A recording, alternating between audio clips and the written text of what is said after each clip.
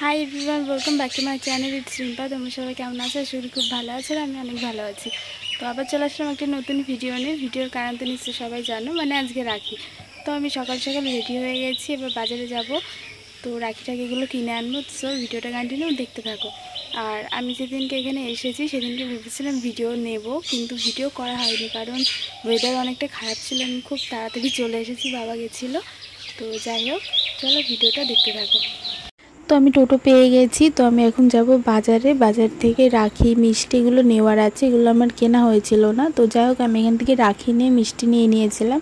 তো সেই ভিডিওটা আমার করা হয়েছিল না কারণ অনেকটা সকালবেলা আমি তাড়াতাড়ি করে গেছিলাম। দেন আমি এই যে এখন সব নিয়ে এবার বাড়ির দিকে যাচ্ছি। আর এখানটায় আমি বাড়ি এসে স্নান করে দেন রেডি হয়ে গেছি।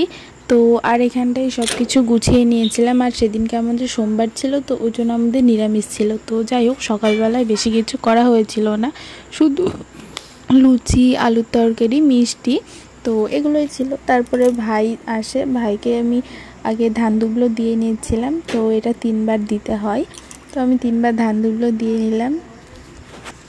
তো তারপর আমি এখানটায় 3বার প্রদীপের তাপ দিয়ে দিয়েছিলাম। তো সেটাও দেওয়া হয়ে গেল। তো যাই হোক, তারপর আমি এখানে রাখি পরিয়ে নিচ্ছিলাম। আসলে আমার ফোনটা রাখা সেরকম জায়গা ছিল না, তো ওই জন্য যেটুকু পেরেছি সেটুকুই আমি ভিডিও নিতে পেরেছি। জানি না কতটা দেখা যাচ্ছে, তো সবাই একটু মানিয়ে নিও। তো যাই হোক, এই যে আমি এখানটায় রাখি পরিয়ে নিচ্ছিলাম।